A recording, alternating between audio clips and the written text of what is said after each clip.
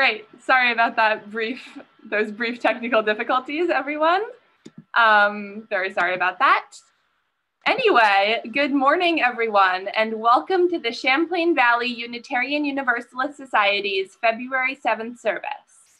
My name is Ren Caldwell, and I will be serving as worship associate today for the Reverend Barnaby Feeder, who is leading today's service. If you are visiting us for the first time today, please send us a message to introduce yourself, and be sure to join us after the service for our virtual coffee hour for good conversation and company. If you haven't already done so, this would be the perfect time to turn off your cell phones and any electronic devices so we can all focus on the devices we're together on. If anyone has milestones and passages to share today that they haven't yet sent to Barnaby, they can type them into the Zoom chat to be read during the service. We do a lot together outside of Sunday worship, all the while observing COVID-19 safety guidelines. Be sure to look at your recently published newsletter for these pathways to connection to CVUUS programs and your fellow UUs. Meanwhile, let me point out the following pathways to healthy connections. CVUUS friend Veronica Ciambria, head of Addison Allies, our local support group for the county's immigrant farm worker population, is looking for volunteers from our congregation to help deliver prepared meals on Wednesdays from the Open Door Clinic to farm workers around Addison County. To volunteer for this great cause, please email Veronica at vciambra@gmail.com. Barnaby's UU prayer class is meeting this Thursday on Zoom. And also, Poppy wanted me to mention that Coming of Age is meeting tonight. I wanted to give a big thank you to our quote-unquote stream team, Margie Young and Rich Wolfson, as well as No and Poppy Rees for musical contributions, and Abby Sessions for leading today's Zoom coffee hour. Our call to worship today is Out of Your Yearning by Susan Manker-Seal. We speak to the God, the Goddess, the Spirit of Life, the Eternal. We speak to the mysterious thread that ties us to one another and to the universe. We speak to the deep wisdom at the center of our beings. We embody the yearning of all people, to touch each other more deeply, to hear each other more keenly, to see each other's joys and sorrows as our own, and to know that we are not alone, unless we create solitude for ourselves, and even then, community awaits us. Out of our yearning, we have come to this religious community. May we help each other to proclaim the possibilities we see, to create the community we desire, to worship what is worthy in our lives, to teach the truth as we know it, and to serve with justice in all the ways we can, to the end that our yearning is assuaged and our lives fulfilled in one another. Now we will light the chalice, and after a brief video, I invite everyone to join me in reading the chalice lighting as it appears on your screen.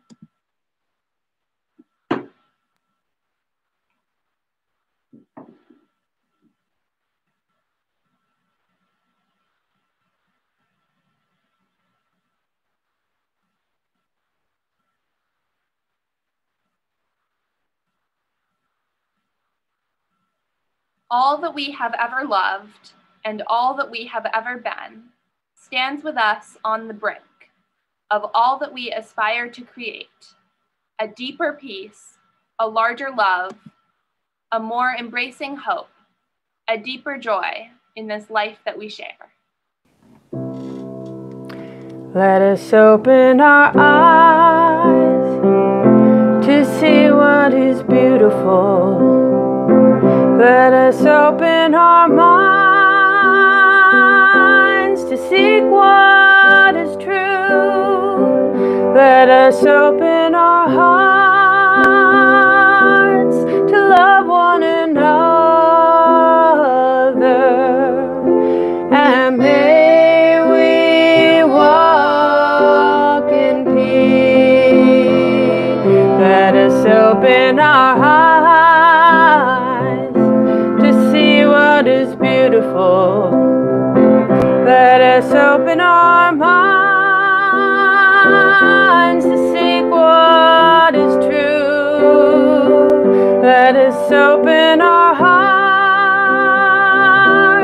to love one another.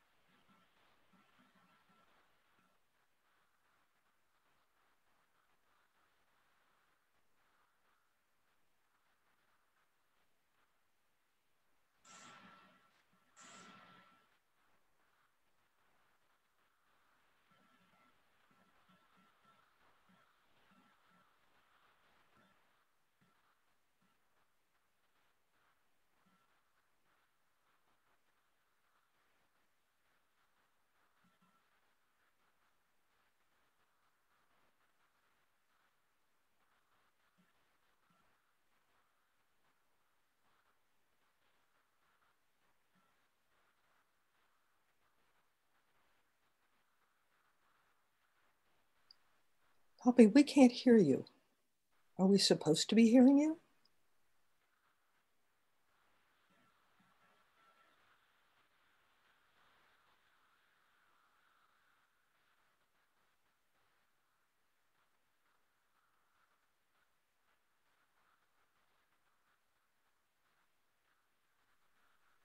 You're unmuted. Now, can you hear me? Yeah, now we can hear you.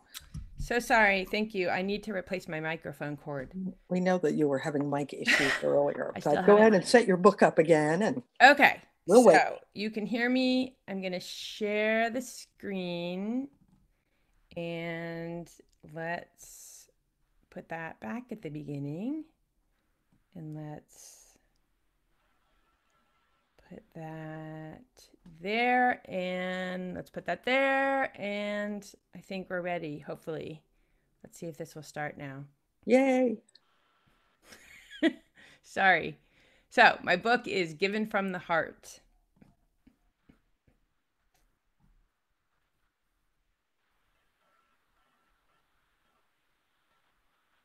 What is given from the heart?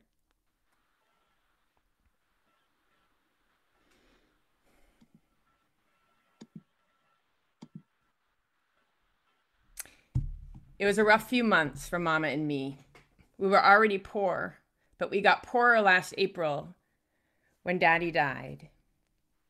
Mama cried and cried because Daddy didn't have a suit to be buried in. Come June, we lost the farm and moved to a run-down shotgun house in the Bottoms. On Friday the 13th, it rained frogs, everything flooded, and Smitty, my dog, disappeared. Misery loves company, Mama said, shaking her head as she swept water out the back door. I hugged her up close, the way I always did when she was sad or I was scared. Long as we have our health and strength, we are blessed, James Otis, Mama said, trying to sound brave. But things didn't get any better. We got an early snowfall in November, and Christmas was skimpy, but we made it through to the new year. For I realized February was upon us, with Valentine's Day just 2 weeks away. On Sunday, Reverend Dennis made an announcement during services. Just as we always do, we'll be delivering love boxes to needy folk in our community, he said. Irene Temple and her little girl have lost everything in a fire. We must add them to our list. Next week, bring whatever you think might be useful to them. Remember, what is given from the heart reaches the heart. James Otis, we need to help out, Mama said on the cold walk home. I came back with, how are we going to do that, Mama? We ain't got nothing ourselves. Mama kept right on talking. Sister Bunch told me the daughter's name is Sarah. She's 7, 2 years younger than you. You can find a little bit of something for her, don't you think? I wasn't convinced. What do I have that a little girl would want? Now, said Mama. Remember what Reverend Dennis said? What is given from the heart reaches the heart. That night, I lay warm and toasty under one of Mama's quilts. Still, it made me tremble to think about fire taking away what little we did have. What can I give Sarah to make up for all she's lost, I wondered. I considered the blue ribbon I'd won in the school spelling bee. Nah, the award was important to me, but it would mean nothing to her. I looked over at my beautiful sparkling rock, the one I'd found down by the creek. But how would that help Sarah? You can't eat a rock. Unable to come up with anything good, I pulled the covers over my head and drifted off to sleep.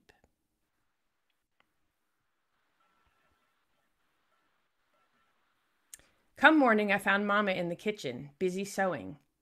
I know if we had a fire, I would miss my aprons, Mama explained. So I've decided to make Mrs. Temple one. But Mama, you're using your white tablecloth, the only nice thing you have. James Otis, I'm stitching with a loving heart. My hope is that this apron will give as much joy to Mrs. Temple as the tablecloth has given me.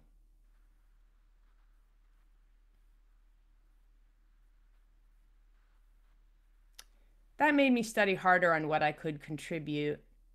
Maybe Sarah would like something to play with, like my whistle from Dexter Benson's birthday party. But my spit was all over it.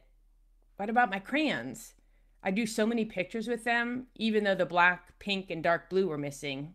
No way, I couldn't give her used crayons. And I couldn't give her my pencil that was just a nub and not much eraser left either. As time flew toward Valentine's Day, I fretted more and more. I considered giving Sarah a puzzle. It didn't bother me that 2 pieces were missing, but it might bother her. That wouldn't do.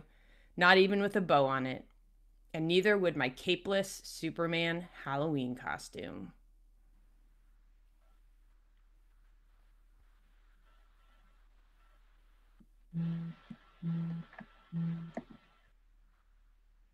Then I remembered my book, Things That Roll. Mom had paid 10 cents for it at the resale shop. I read it every night until I'd memorized each word, and then I drew pictures of all the stuff that rolled. Sarah might enjoy my book, I thought, but maybe she doesn't like trucks and marbles and such. Still, it got me thinking. I gathered my crayons, my pencil, and some paper, and got busy.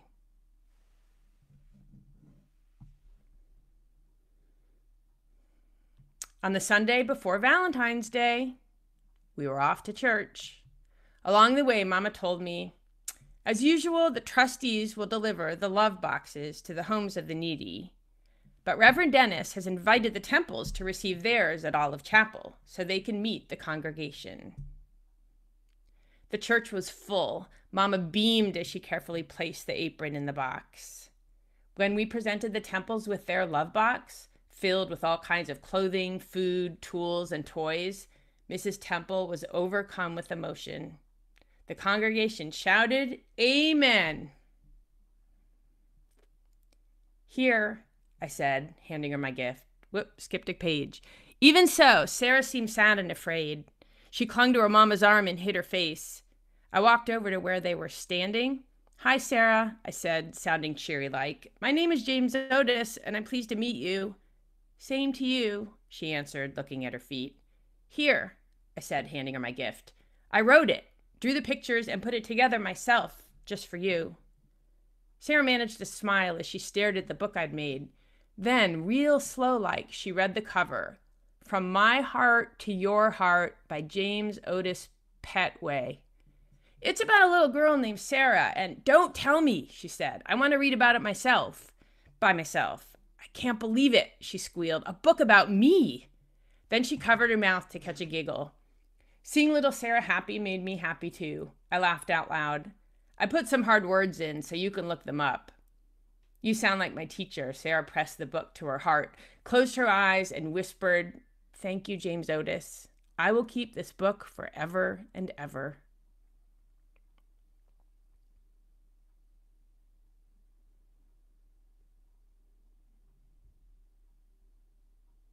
Walking home, Mama held my hand. "The Temples looked very grateful," she said.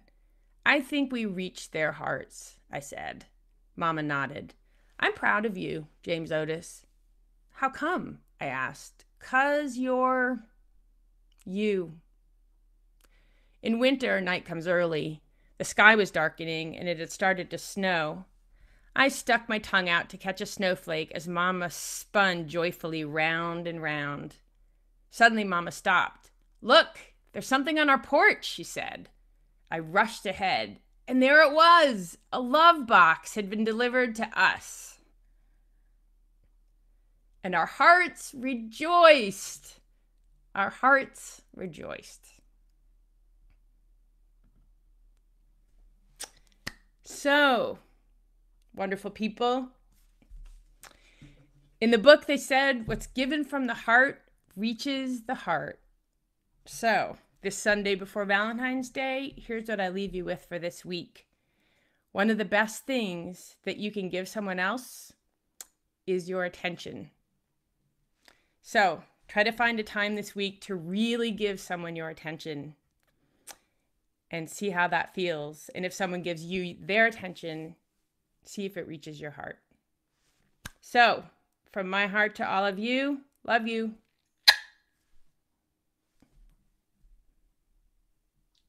Thank you so much, Poppy. At this time in our service, we give both attention and financial resources to some group that's doing work in the wider world that aligns with our values. In February, it's very easy to say they align with our values because each Sunday we give to a different group affiliated with the Unitarian Universalist denomination in some way. And in recent years, we've usually used the first Sunday of February to share our offering with the Church of the Larger Fellowship. The Church of the Larger Fellowship has been around for several decades, and it serves Unitarian Universalists or people curious about Unitarian Universalism who don't live anywhere near a congregation that they can check out. And sometimes they live in a situation that doesn't allow them to check out a congregation even if it's nearby. And that's particularly incarcerated people. And in fact, the Church of the Larger Fellowship now serves over 1,000 people who are Unitarian Universalists or are curious about Unitarian Universalism and are incarcerated somewhere in this country. There are also hundreds of other UUs who live remote from our congregations, and they attend services online, even in the pre-pandemic days, and receive lots of other support materials from the Church of the Larger Fellowship. So I invite you to be as generous as you're able in supporting the offering this week for that wonderful bit of our denomination that reaches out from our traditional congregations.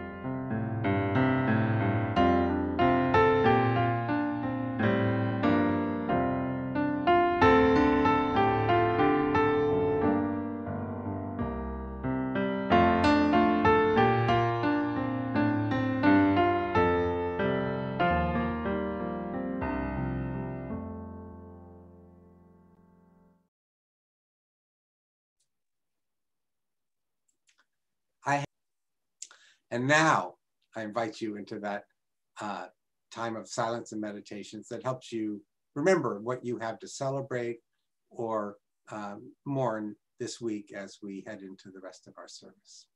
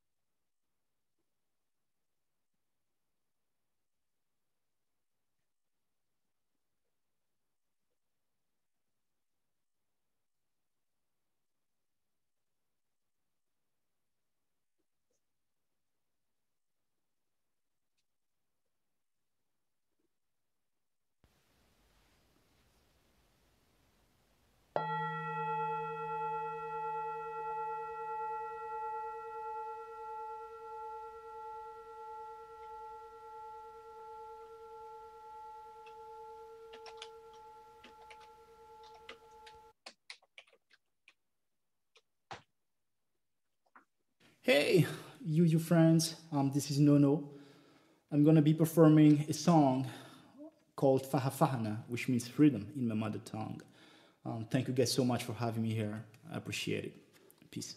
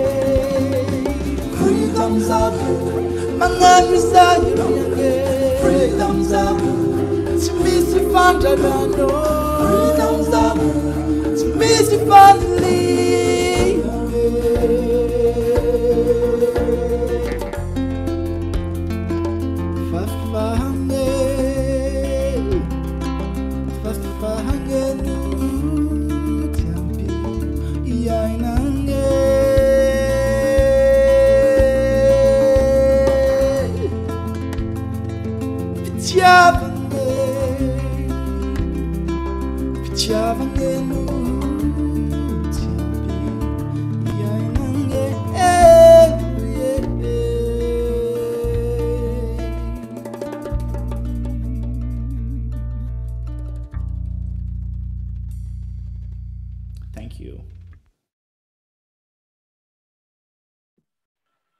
Wow, that was incredible. Thank you again to Nono for that amazing contribution. Our reading today is from the Anguttara Nikaya, a scripture in the branch of Buddhism practiced in Southeast Asia. These 5 are a person of integrity's gifts. Which 5? A person of integrity gives a gift with a sense of conviction. A person of integrity gives a gift attentively. A person of integrity gives a gift in season. A person of integrity gives a gift with an empathetic heart. A person of integrity gives a gift without adversely affecting himself or others.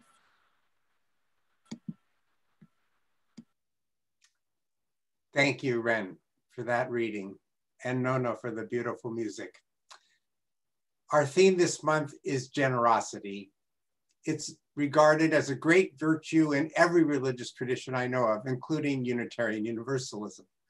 But I had a devil of a time this week trying to figure out what to say about it. Generosity is sort of like a wild animal spirit within us. It appears in forms we see vividly and feel deeply, but can never master. So how do we go about enlarging the realm of generosity on earth? God knows we need more. We tend to be instantly drawn to people we perceive as generous, just as we are captivated by any person or view of our surroundings that strikes us as beautiful. We could have an entire worship service reveling in this truth simply by sharing one story of generosity after another. I could start this morning by noting the blessing cast upon all of us by the spirit in which Nono insisted on donating his performances of the song he wrote about freedom and the drumming he will share during our postlude. As you know, week after week, our worship has come to you throughout the pandemic through the generous offerings of time and skills and affection by countless volunteers. And as I noted in the milestones, Michelle and I have been literally dining on your generosity, thanks to the meal train Kate set up to help us through the early stages of Michelle's recovery from knee surgery. And Michelle set up the meal train for Kate to help recover from her surgery. Our next door neighbors generously jumped in with no notice to walk Pan on Friday when I got hung up on the phone with kidneys trying to get a prescription filled for Michelle. We could go on and on sharing stories like this, and somehow it would say way too little about generosity. Generosity, the very name we give this ill-defined form of beautiful relationship, comes from the same word root in our language as genius and genesis, gentle, and genealogy, and genitals. It originally meant of noble birth. I don't know what generosity pals around with in other languages, or even whether it exists as a concept, but for us, it's clearly a subject worth exploring, right down to how it got its name. Alas, if we seek to define generosity, we can quickly tie our brain in knots. Sure, it has something to do with kindness, but often, on close examination, kindness is mixed up with self-interest. When we see that, what we felt as generosity is no less welcome, but somehow it's somewhat less admirable. Generosity grows in the same soil as empathy and compassion. It can appear to be part of our genetic wiring, so instinctively do some people share their time and resources. But we often feel terrible about what is happening to an individual or marginalized group without acting generously toward them. All of us do that. At times, some of us are aware of doing it every day. And ask yourself this: how often does the extent of our generosity seem to be related to financial or material wealth that we share, only to reveal itself to really be at least as much about the quality of engagement we want with each other? Just last week, I shared a poem by the Reverend Lynn Unger, where she answered a question about when she was kind to a stranger. As you may recall, she wrote about buying groceries for someone ahead of her in line at the market, when that person turned out to not be able to afford them. But later in the poem, she added honestly that her act of generosity was grounded both in kindness and a desire to get the line moving so that she would not be tied up longer in it.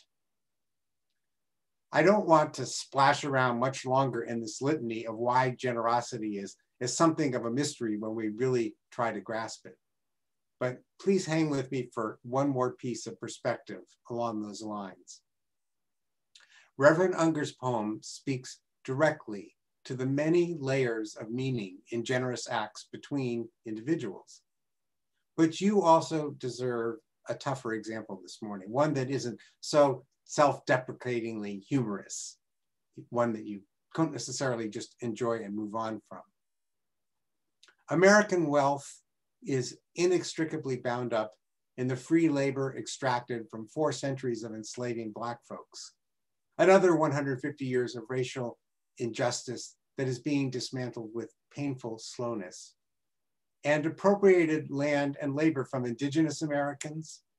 And another leg of that history of injustice rests on exploitation of Asians and countless other, quote, voluntary, unquote, immigrants who were treated as racially or culturally inferior at times. For all these reasons, many apparently generous acts of wealth donation and personal support today can honestly but confusingly be both gifts of kindness and long overdue reparations. That's never a laughing matter. It's simply impossible for white Americans to be generous to Blacks and other marginalized people without the emotions and traumas rooted in this history playing a role in that relationship, whether or not that impact is visible to one or both parties. It seems to me that only a giver who is generous in spirit as well as fact keeps on giving in such situations to the point where trust can actually be built. So it's complicated, especially the generous in spirit part, which I'll come back to. But here's why it matters. There are few better ways to build trust for us than to be persistently generous with each other. And trust, do I really need to say this? Trust is something in dangerously short supply these days in our nation. Lack of generous instincts isn't the source of our trust deficit. But more generosity applied in wiser ways might be a big part of a response that UUs can embrace. Generosity emerges from that longing inside us to feel whole and alive with a fulfilling purpose. When we feel this kind of wholeness, or to be more honest about how difficult it is to feel that, when we feel we are moving closer to feeling whole, we are more ready to trust ourselves and each other. We are more ready to love. That's what's behind the ancient Buddhist teaching Ren shared with you. Our reading names links between generous giving and living with integrity, that is wholeness. The teaching names 5 different aspects of giving that require different forms of attention and awareness in order for you to be able to be generous, to give with integrity. For example, giving in the right season. I interpret that to mean a time that feels right for the giver and the recipient. That topic alone could merit a whole sermon. How do we know when's the right season? I did say this is complicated, didn't I? Yes, I think I said that earlier. Here's a simpler way to think about it. We recently heard a meditation excerpt in which Reverend Howard Thurman prayed for an enlarged heart. He wanted to overcome the chaos that invaded his feelings so often. He needed more space in his heart for stillness in order to do that.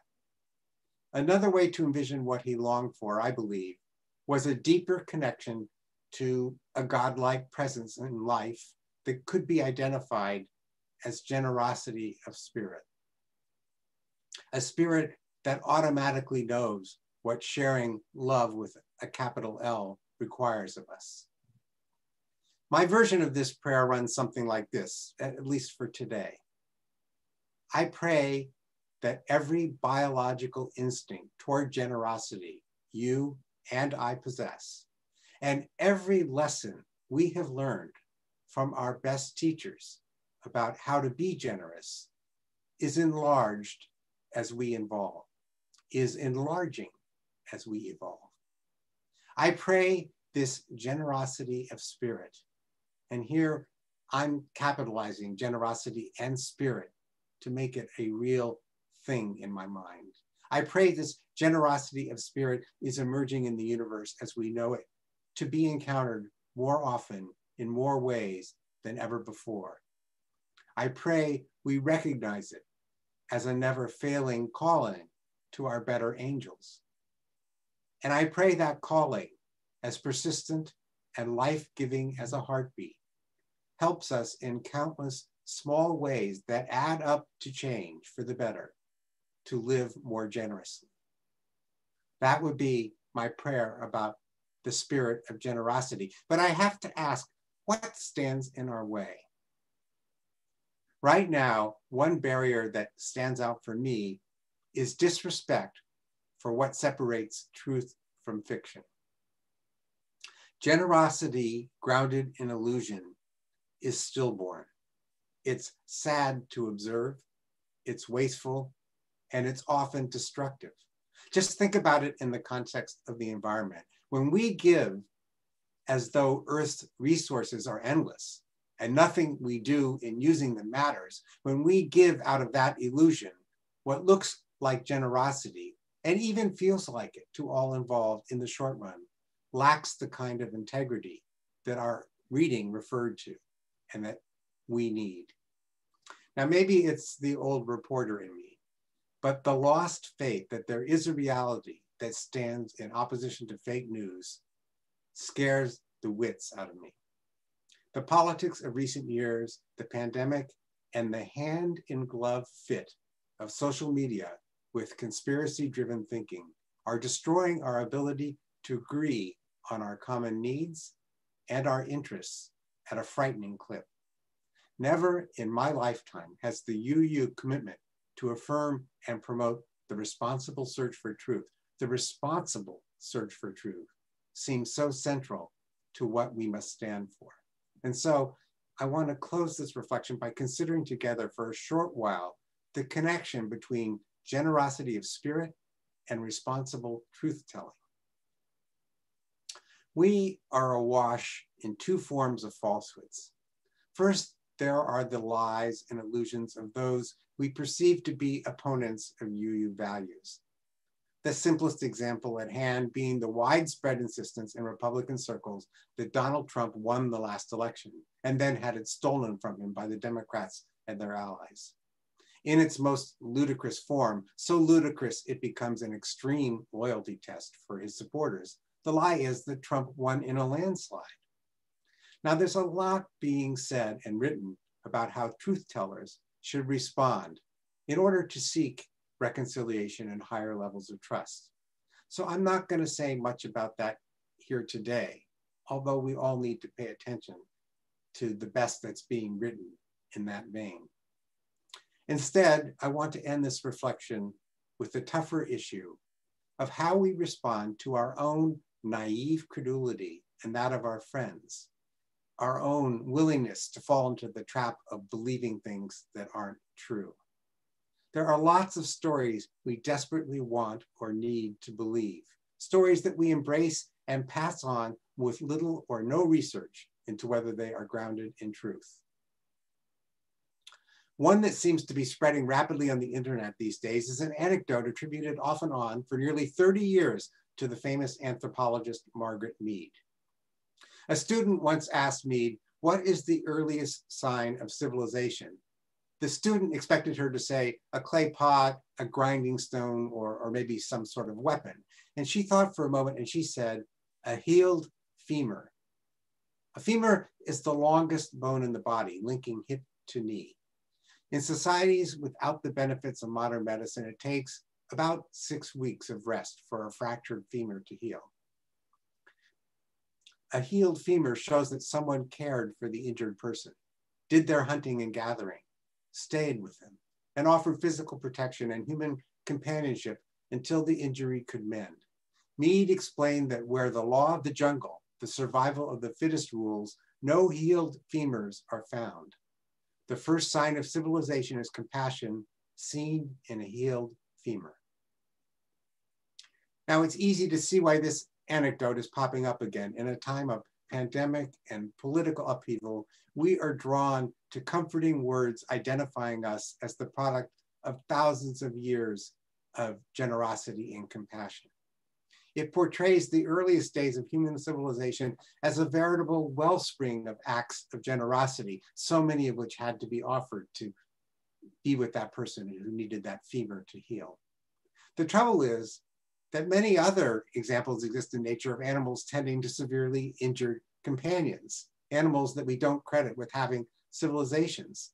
Even forests are now recognized as collections of individual trees sharing in countless ways to keep each other healthy and to aid in the recovery from injury. And beyond that, no one has any evidence that Mead actually told this story or claimed this was the dawn of civilization. All we have are reports from writers that she was heard by someone to have said it. This is very much the kind of truth sourcing that President Trump is famous for. People tell me, everyone's saying, and so on. But you might be thinking, if the Mead story makes us feel better at a time when we need it, what's the harm?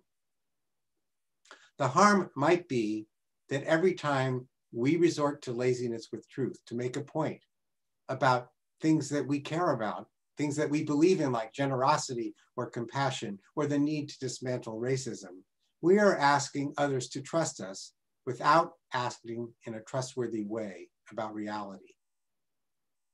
Now, is that ever justified? Of course. We know the truth about many things before we can prove it.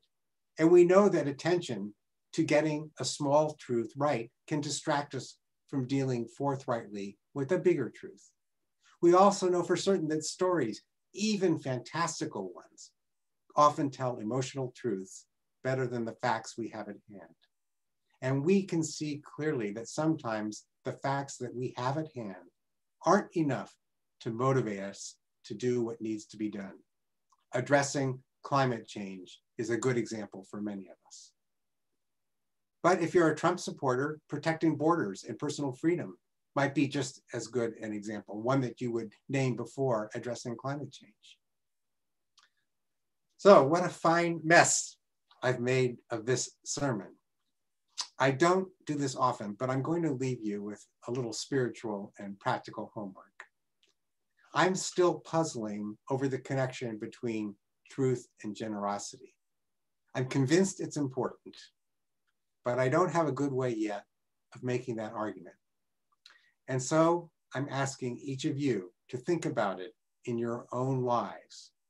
What is the connection between truth and generosity as you experience your life? And please let me know what you come up with. That would be very generous of you. Blessed be, and amen.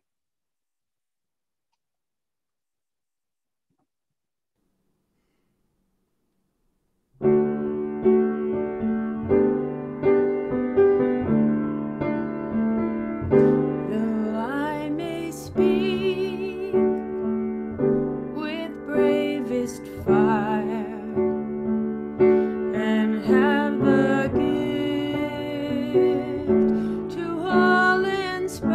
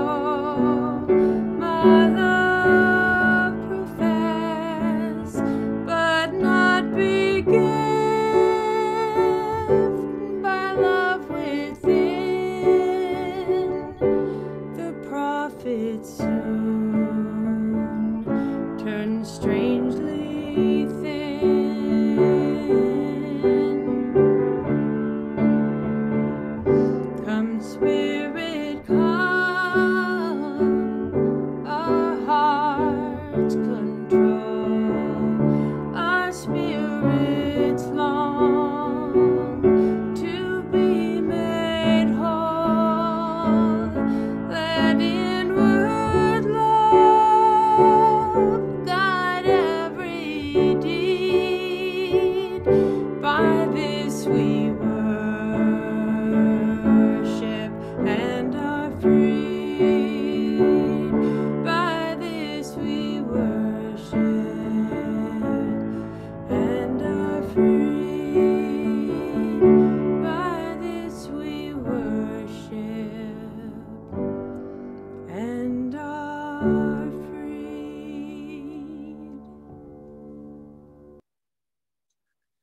And so, my friends, I ask you to go forth believing that freedom, the freedom that Nono sang so beautifully about, is somehow inextricably linked with loving in the way that Poppy just sang about. And that somewhere in that connection, the spirit of generosity is living and growing in our universe. May we be a part of that growth. Blessed be, and amen.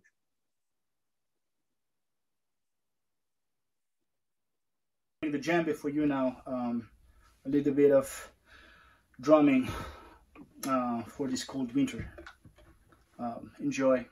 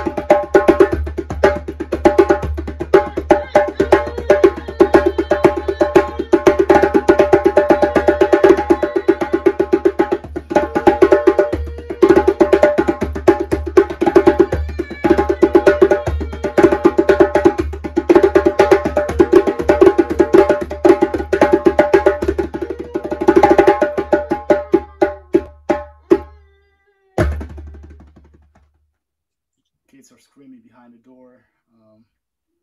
Yeah.